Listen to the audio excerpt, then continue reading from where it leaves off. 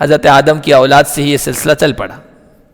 آدم کے دو بیٹے حابیل اور قابیل، ان میں آپس میں ایک معاملے کو، شادی کو لے کر دشمنی ہوئی اور بڑے بھائی نے چھوٹے بھائی کا مرڈر کر دیا، قتل کر دیا، دشمنی وہاں سے چل پڑی۔ ہم دنیا میں دیکھتے ہیں بھائی بھائی کا دشمن، بہن بہن کی دشمن بن جاتی ہے، یہاں تک کہ ایسے معاملات کہ باپ بیٹے کے درمیان اناد، دشمنی، مخالفت پیدا ہو جاتی ہے، نزاع کھڑا ہو جاتا ہے۔ پھر آپس میں رہنے والوں، ایک ساتھ رہنے والوں کے درمیان، خاندان کے درمیان، پریوار کے درمیان، برادریوں کے درمیان، پھر علاقوں کے درمیان، پھر ملکوں کے درمیان یہ جو دشمنیاں ہیں اور لڑائیاں ہو رہی ہے، یہ اسی کی ترجمانی ہے کہ اہبطوا بعضکم لبعض الشیطان الرجیم بسم اللہ الرحمن الرحیم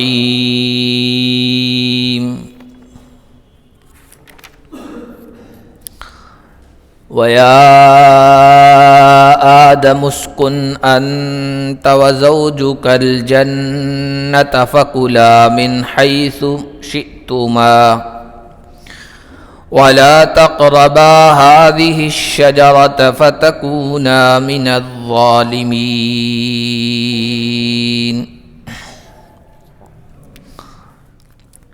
آج کے درس کا آغاز سورۃ الاعراف کی آیت نمبر 19 سے ہم شروع کر رہے ہیں، آغاز کر رہے ہیں۔ پچھلے درس میں جو آیتیں ہم نے پڑھی تھی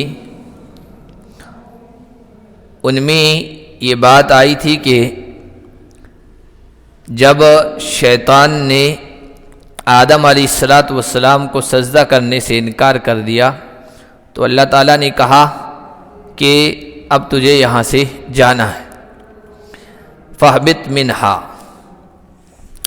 تو شیطان نے کہا کہ مجھے مہلت دیجیے، ایک دعا کی، درخواست کی، تو اللہ تعالیٰ نے اس کی درخواست منظور کر لی۔ علماء کرام نے یہاں یہ بات لکھی کہ دعا قبول ہونے کے لیے کسی کا مسلمان ہونا کوئی ضروری نہیں ہے، کافر کی، مشرک کی، اللہ کے نافرمان کی بھی دعا قبول ہو جاتی ہے۔ شیطان سے بڑھ کر کون ہوگا؟ اور اللہ کے غضب کا لمحہ ہے، اس وقت اس نے ایک درخواست کی اور اس کی درخواست منظور کر لی گئی۔ ہاں، اللہ کے یہاں مقبول ہونے کے لیے کیا ہے؟ ایمان اور تقوی ہے۔ ان اکرمکم عند اللہ اتقاکم، ایمان اور تقوی ہے اور نبی کا طریقہ ہے۔ پھر چاہے اس کی کوئی دعا قبول نہ ہوتی ہو اور چاہے اس کے ہاتھوں کوئی چمتکار، کوئی معجزہ، کوئی عجیب و غریب چیز ظاہر نہ ہو، اس سے کوئی فرق نہیں پڑتا ہے۔ اللہ کے ہاں معیار ایمان اور تقوی ہے۔ بہت سارے لوگ یہ سمجھتے ہیں کسی کی پھونک کا اثر اگر ہو جاتا ہے، کچھ پڑھ کے پھونک دیتا ہے، اثر ہو جاتا ہے، دعا قبول ہو جاتی ہے تو وہ بڑا اللہ کا محبوب ہے، یہ کوئی ضروری نہیں۔ چمتکار شیطان سے بھی ظاہر ہو جاتے ہیں، چمتکار دجال سے ایسے عجیب و غریب ظاہر ہوں گے، حدیثوں میں آیا، خود حضور نے فرمایا کہ اچھے اچھے لوگوں کے ایمان ڈگمگا جائیں گے۔ اب دجال سے بڑھ کر سرکش کوئی ہوگا؟ اس کے ہاتھوں بھی چمتکار ظاہر ہوں گے، عجیب و غریب چیزیں ظاہر ہوگی۔ تو اس طرح کی چیزوں کا ظاہر ہونا کوئی اللہ کے یہاں مقبول اور محبوب ہونے کی علامت نہیں ہے۔ اللہ کے یہاں کیریکٹر، تقوی، ایمان یہ دیکھا جاتا ہے۔ پہلے اللہ تعالیٰ نے دھتکار دیا اور پھر کہا کہ اب تو یہاں سے چلا جا، جو تیری پیروی کرے گا تجھ سے اور اس سے ہم جہنم کو بھر دیں گے۔ اور آدم سے کہا اسکن انت وزوجک الجنہ، آدم تم اور تمہاری بیوی جنت میں رہو۔ آدم علیہ السلام کو پیدا فرمایا، آدمی کو پیدا فرمانے کے فوراً بعد اس کی جو ضروریات ہیں اللہ تعالیٰ نے ان کا انتظام کر دیا۔ اب بنیادی ضرورتیں کیا ہیں ایک انسان کے لیے؟ آج تو یونائٹڈ نیشن کہتا ہے کہ لباس، خوراک، رہائش یعنی مکان، پانی، یہ انسان کی بنیادی ضرورتیں، اس کے ساتھ ایجوکیشن کو بھی جوڑ دیا ہے، بنیادی ایجوکیشن ہونا چاہیے۔ تو یہ انسان کی بنیادی ضرورتیں ہیں۔ ایجوکیشن تو اللہ تعالیٰ نے آدم کو پہلے سے علم آدم الاسماء کلہا سکھا دیا۔ پھر پیدا فرمانے کے بعد کہا کہ اسکن انت وزوجک الجنہ، مکان کا، رہائش کا تمہارے انتظام کیا جا رہا ہے، تم اور تمہاری بیوی جنت میں رہو۔ آگے لباس کا بھی ذکر آ رہا ہے، اور پھر آدم علیہ السلام کا قصہ قرآن میں کئی جگہ بیان ہوا ہے۔ 16 پارے میں جب بیان ہوا تو اس میں کہا کہ انک فیہا لا تجوع فیہا ولا تعری وانک لا تظمأ فیہا ولا تضحی، یہ تمہاری رہائش ہے، اس میں تمہیں بھوک نہیں لگے گی، کھانے کا انتظام ہے۔ ولا تعری، ننگے نہیں رہو گے، لباس کا انتظام ہے۔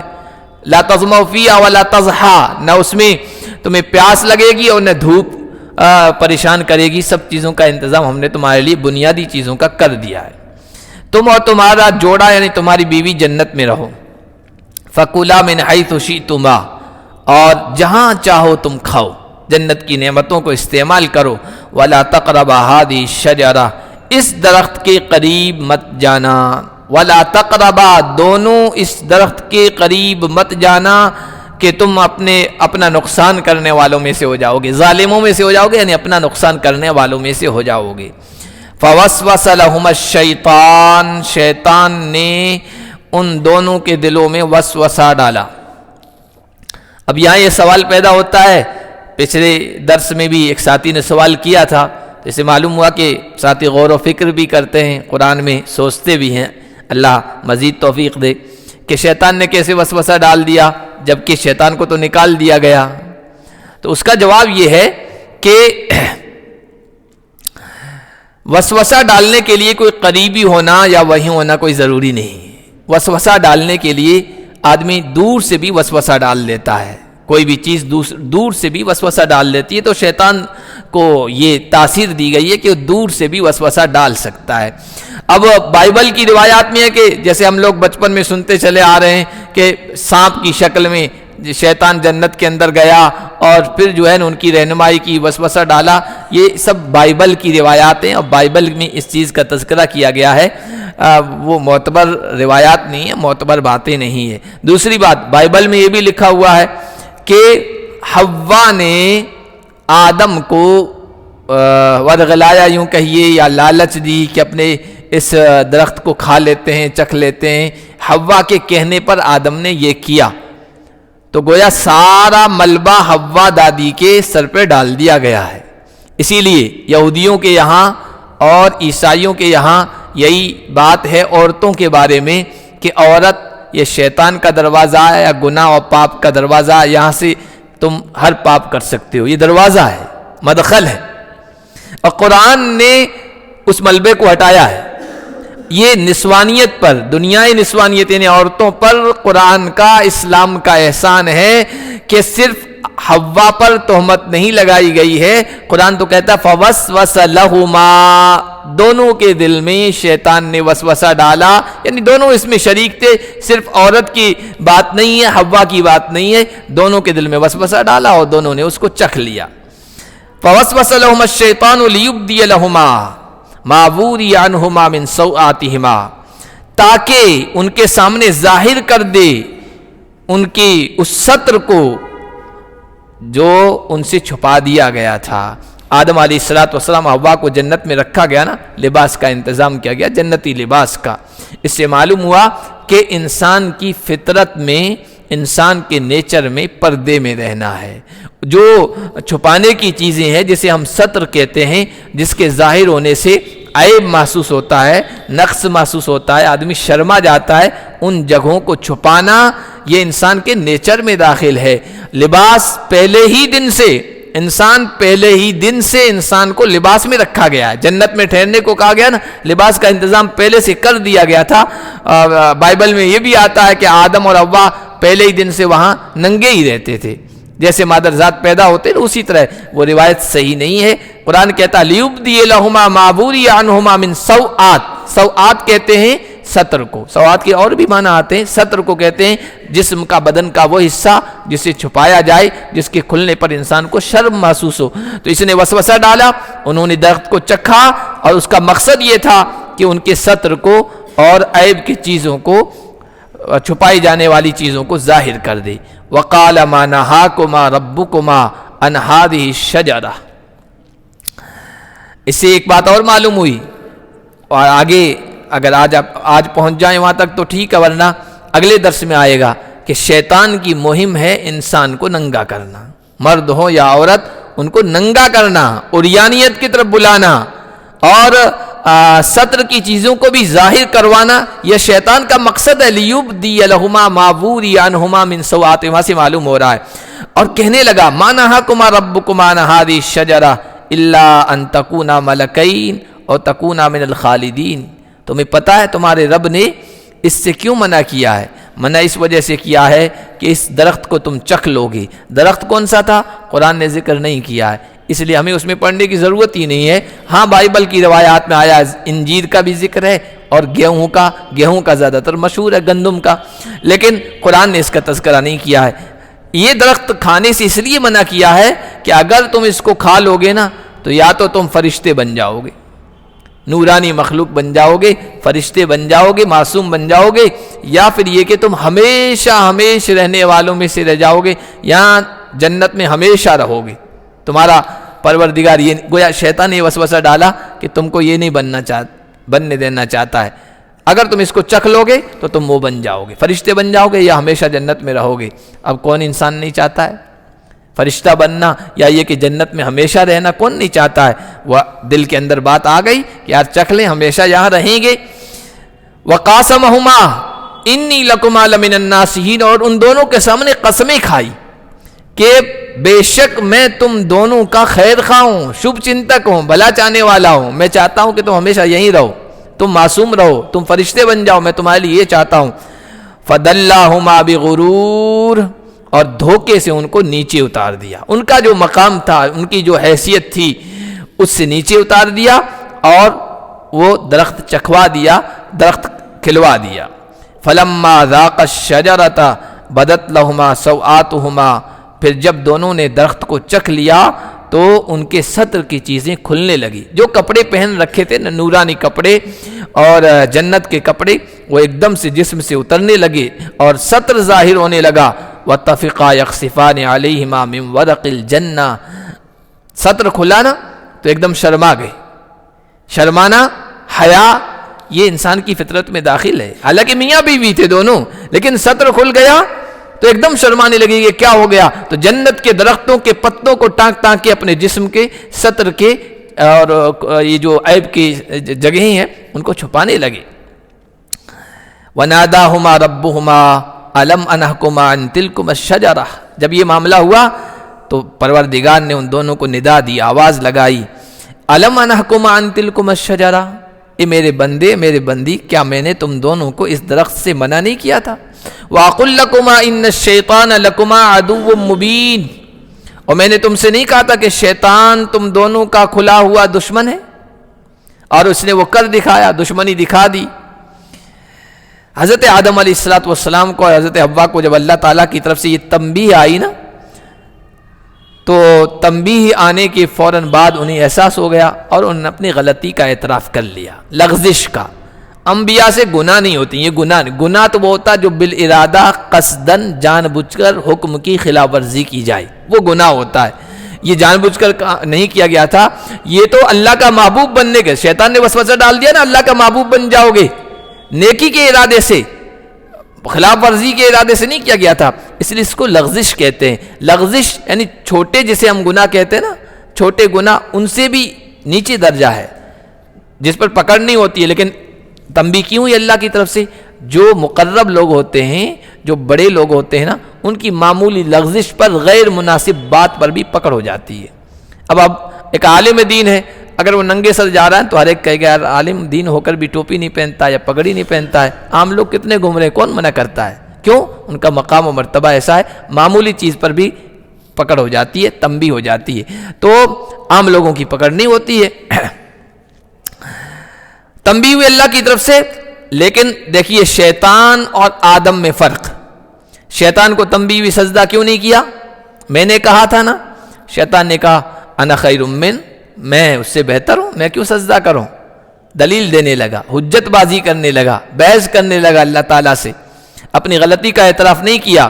اور یہاں بھی اللہ تعالیٰ نے آدم حوا سے کہا، میں نے تم سے کہا، میں نے کہا نا یہ نہیں کرنا ہے، اس درخت کے قریب نہیں جانا ہے، منع کیا تھا نا، تو انہوں نے یہ نہیں کہا کہ یہ فلاں یوں چوں چنا کے، کچھ نہیں، قال ربنا ظلمنا انفسنا، تو انہوں نے فوراً کہا ربنا، اے ہمارے رب۔ خود اس کے اندر دیکھیے اعتراف اللہ کی عظمت کا، اللہ کی ربوبیت کا، اللہ کی بڑائی کا۔ اے ہمارے شفیق پروردگار، ظلمنا انفسنا، ہم نے اپنے پاؤں پر کلہاڑی مار دی، ہم نے اپنا نقصان کر دیا، ہم نے اپنی جانوں پر ظلم کر دیا، ہو گیا ہم سے۔ وَإِن لَّمْ تَغْفِرْ لَنَا وَتَرْحَمْنَا، اگر تو نے بخشش نہیں کی اور تو نے رحم نہیں فرمایا تو پھر ہمارا کوئی آسرا نہیں۔ لَنَكُونَنَّ مِنَ الْخَاسِرِينَ، ہم کہیں کے نہیں رہیں گے، ہم ضرور بضرور نقصان اٹھانے والوں میں سے ہو جائیں گے۔ فوراً رجوع کیا، اپنی غلطی کا اعتراف کیا، اور اللہ کے یہاں بڑی سے بڑی غلطی بندہ اعتراف کر لیتا ہے نا تو معافی کا اعلان ہو جاتا ہے۔ یہ تو بہرحال پہلے انسان تھے، ابھی انسانیت کا آغاز ان سے ہو رہا ہے، اور اللہ کے پیغمبر بھی تھے، فوراً اپنی غلطی کا اعتراف کر لیا۔ یہ جو پہلے پارے میں آیا نا، فَتَلَقَّى آدَمُ مِن رَبِّهِ كَلِمَاتٍ فَتَابَ عَلَيْهِ، اپنے رب کی طرف سے آدم نے کچھ کلمات حاصل کیے، وہ یہی کلمات تھے۔ یہ بہترین کلمات ہیں جو آدم علیہ السلام کی زبانی ادا ہوئے اور حوا کی زبانی ادا ہوئے، اور اللہ نے فوراً ان کی توجہ فرمائی، معاف فرما دیا۔ یہ کلمات بہت ہی پیارے ہیں، انسانوں کو اپنی دعاؤں میں اس کو شامل کرنا چاہیے۔ قَالَ اهْبِطُوا بَعْضُكُمْ لِبَعْضٍ عَدُوٌّ، اللہ نے کہا ٹھیک ہے معاف کر دیا، لیکن اب میرے حکمت میں طے ہے کہ تمہیں اب جنت میں نہیں رہنا ہے، جانا ہے۔ قَالَ اهْبِطُوا بَعْضُكُمْ، کہا کہ اتر جاؤ اب جنت سے نیچے۔ اب میرے یہاں تکوینی طور پر یہ نظام کے طور پر طے ہے کہ دنیا کو آباد کرنا ہے، زمین کو آباد کرنا ہے، اب تم اترو۔ بعضکم لبعض عدو، تم میں سے ایک دوسرے کے لیے دشمن ہوں گے۔ بعضکم لبعض عدو، تم ایک دوسرے کے لیے دشمن ہوں۔ کون دشمن ہوں گے ایک دوسرے کے لیے؟ ایک روایت تو یہ ہے کہ شیطان اور انسانوں کی آپس میں دشمنی چلتی رہے گی۔ شیطان بہکانے کی کوشش کرے گا، انسان اللہ کی فرما برداری کرنے کی کوشش کرے گا، شیطان اس راستے سے ہٹانے کی کوشش کرے گا، یہ ایک مطلب۔ دوسرا، آدم کی اولاد تم، آدم حوا تمہارے اولاد، تمہاری نسل انسان ایک دوسرے کے دشمن ہوں گے، اور آپس میں مخالفت، اناد، ضد، ہردرمی، عداوت، دشمنی، مخالفت اب تمہارے درمیان چلتی رہے گی۔ چنانچہ آپ دیکھ لیجئے حضرت آدم کی اولاد سے ہی یہ سلسلہ چل پڑا۔ آدم کے دو بیٹے حابیل اور قابیل، ان میں آپس میں ایک معاملے کو، شادی کو لے کر دشمنی ہوئی، اور بڑے بھائی نے چھوٹے بھائی کا مرڈر کر دیا، قتل کر دیا، دشمنی وہاں سے چل پڑی۔ ہم دنیا میں دیکھتے ہیں بھائی بھائی کا دشمن، بہن بہن کی دشمن بن جاتی ہے، یہاں تک کہ ایسے معاملات کہ باپ بیٹے کے درمیان اناد، دشمنی، مخالفت پیدا ہو جاتی ہے، نزاع کھڑا ہو جاتا ہے۔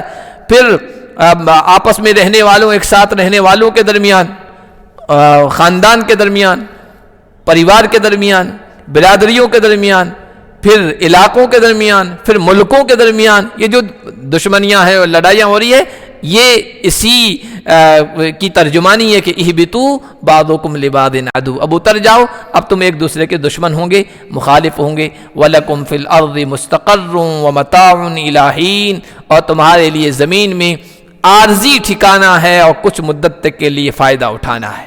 زمین میں جا کر رہو گے، دھرتی پہ کچھ مدت تک زمین کی تمام چیزوں سے، خزانوں سے فائدہ اٹھاؤ گے، اور پھر قَالَ فِيهَا تَحْيَوْنَ وَفِيهَا تَمُوتُونَ وَمِنْهَا تُخْرَجُونَ، اللہ نے کہا اس زمین میں تم زندہ رہو گے، زندگی گزارو گے، جنت میں مزے سے رہ رہے تھے، اور اب مشقت کی زندگی بسر کرنی ہے، اور اسی زمین پر تمہاری موت آئے گی، اور پھر اسی سے تمہیں نکالا جائے گا، دوبارہ اٹھایا جائے گا، جب سور پھونکا جائے گا دوسرا تو سب کو زندہ کیا جائے گا یہیں سے۔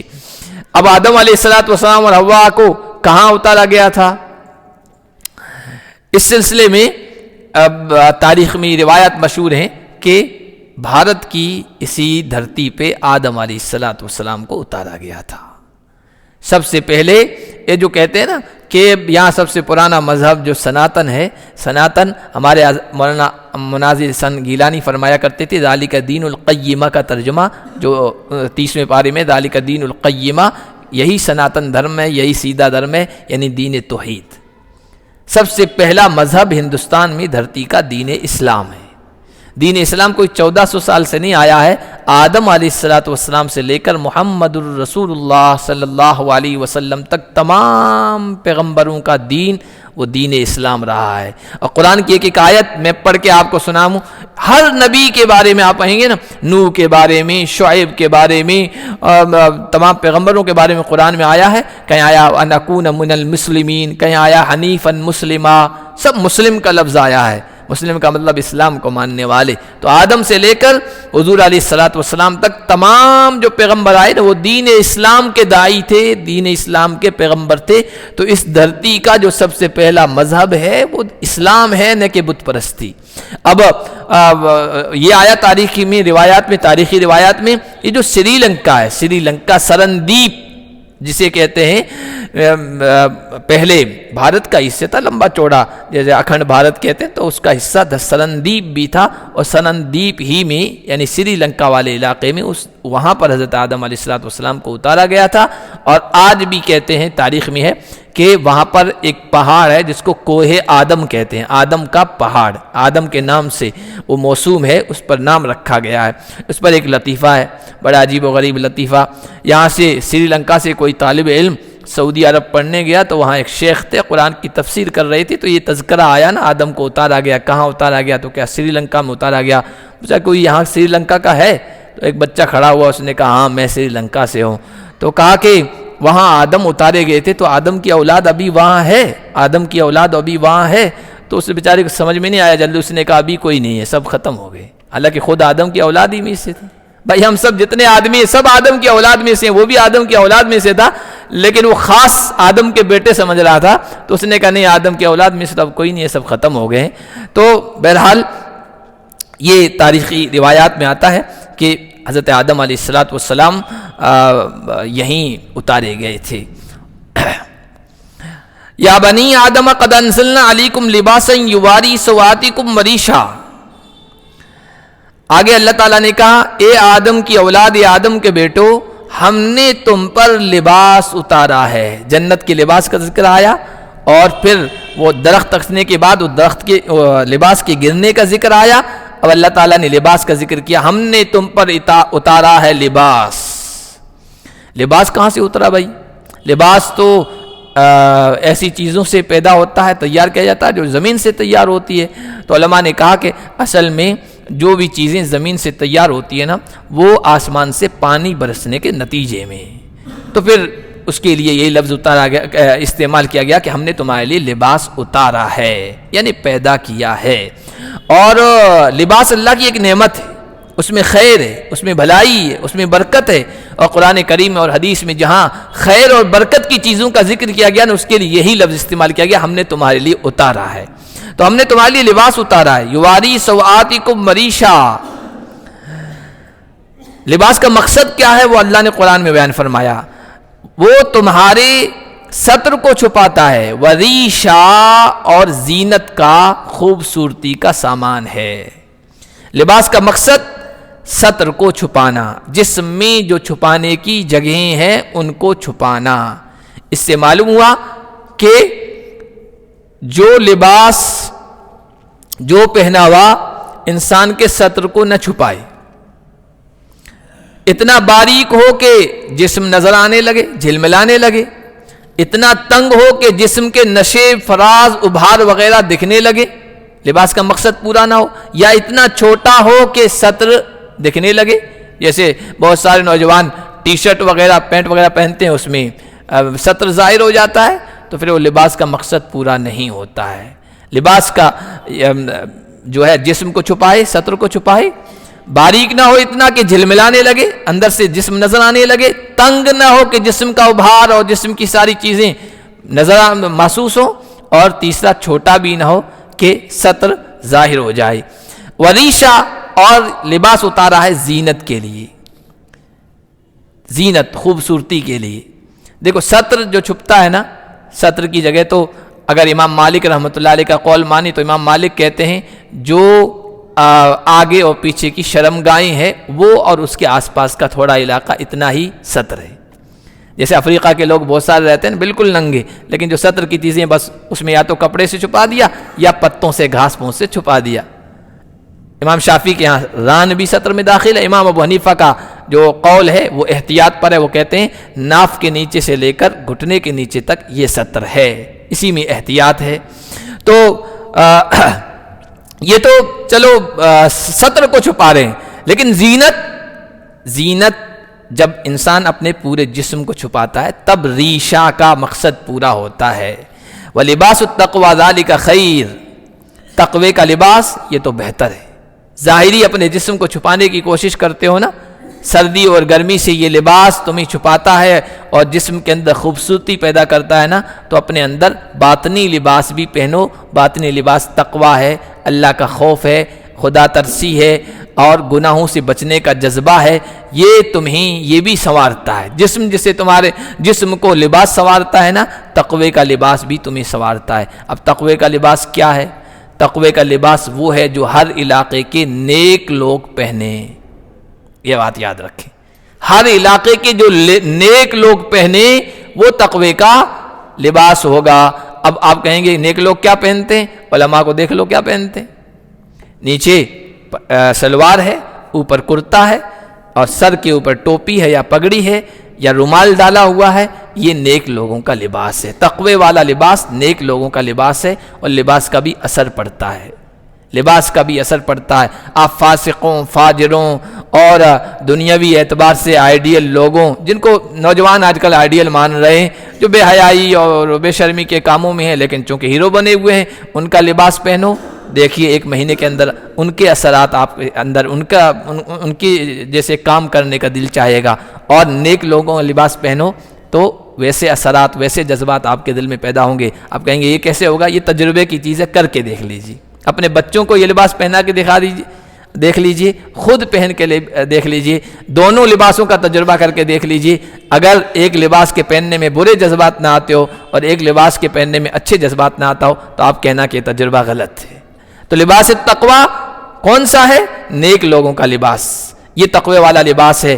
اور یہاں تو اللہ تعالیٰ نے کہا لباس التقویٰ سے مراد گناہوں سے بچنا، اپنے اندرون کو پاک و صاف رکھنا. ظاہر کو جس طرح چمکاتے ہو نا، اسی طرح اندرون کو چمکانا، یہ سب سے بہتر ہے، آخرت میں کام آنے والا ہے. ذالک من آیات اللہ، اللہ فرما رہی ہیں یہ جو لباس ہے نا، یہ اللہ کی نشانیوں میں سے، اللہ کے احسانات میں سے. انسانوں پر یہ اللہ کا احسان ہے، یہ بہت بڑی نعمت ہے. آپ دیکھیے انسان کے علاوہ جتنی بھی مخلوق ہے نا، جاندار جتنی بھی مخلوق ہے، سردی گرمی سے بچاؤ کے لیے ان کا لباس ہے، لیکن اس طرح کا لباس نہیں جس طرح انسان کا ہے. ان کا جو ہے چمڑے کے اوپر بال پیدا کر دیے گئے ہیں، سردی گرمی سے بچاؤ کا ذریعہ وہ بنتے ہیں. اسی طرح ان کی جو شرمگاہیں ہیں، آپ کہیے پردے کی جو جگہیں ہیں، تو وہاں اس کو چھپانے کے لیے قدرتی طور پر دم وغیرہ اس طرح کی چیزیں پیدا کی گئی ہیں جو ان کی شرمگاہوں کو چھپاتی ہیں، لیکن لباس ان کے پاس نہیں ہے. جس طرح انسان کے پاس لباس ہے، انسان اپنے جسم کو چھپانے کے لیے، اپنے سطر کو چھپانے کے لیے لباس اختیار کرتا ہے. اور صرف لباس نہیں، لباس میں رنگا رنگی، لباس میں ویرائٹیز، الگ الگ طرح کی تنوع جسے کہتے ہیں، رنگ برنگے لباس، خوبصورتی والے، الگ الگ اسٹائل والے، الگ الگ انداز سے سلے ہوئے، یہ انسان جو ہے اختیار کرتا ہے. یہ کسی اور مخلوق کو نہیں ہے، صرف انسان کو اللہ تعالیٰ نے یہ نعمت دی ہے، یہ احسان دیا ہے. آپ دیکھیے کرتا بھی سلاتا ہے نا، ایک یہ دیکھیے ہم جو کرتا پہنے ہوئے کلی دار پہنتے ہیں تو اچھا لگتا ہے. ایک سیدھا ہی کرتا سلا دو اور پاجامہ سلا دو، اس میں اتنی خوبصورتی نہیں آتی جتنی کلی دار کرتے میں آتی ہے. اسی طرح الگ الگ جو ہے لوگ سیتے ہیں کپڑے، خوبصورتی آتی ہے، زینت بنتی ہے. یہ صرف انسان کی خصوصیت ہے، دیگر مخلوقات کے پاس یہ چیز نہیں ہے. اس لیے اللہ نے خاص طور پر کہا یہ اللہ کی نشانیوں میں سے، اللہ کی نعمتوں میں سے اور مہربانی میں سے، لعلہم یذکرون، تاکہ لوگ نصیحت حاصل کریں کہ اللہ کا ہم پر کتنا فضل ہے، کتنی مہربانی ہے. اللہ نے ہمیں لباس دیا، تقوی کے لباس کی ترغیب دی، حیا دی، شرم دی. دوسری مخلوق کے پاس یہ چیزیں نہیں ہے تو ہم کیوں ننگے ہو جائیں، کیوں عریانیت کی طرف جائیں، کیوں فحاشی کی طرف اور ننگے پن کی طرف جائیں جس طرف شیطان بلا رہا ہے. آگے اسی کے بارے میں اللہ تعالیٰ نے کہا ہے کہ اے آدم کی اولاد، دیکھو شیطان تمہیں گمراہ نہ کر دے. بہکا نہ دے، جس طرح تمہارے ماں باپ کو جنت سے نکلوا بھی دیا اور ان کا لباس بھی اتروا دیا تھا، اس دنیا میں کہیں تمہیں ننگا نہ کرے شیطان۔ وہ انشاءاللہ اگلے درس میں پڑھیں گے۔ اللہ پاک ہم سب کو قرآن کے پیغام کو سمجھنے کی توفیق عطا فرمائے۔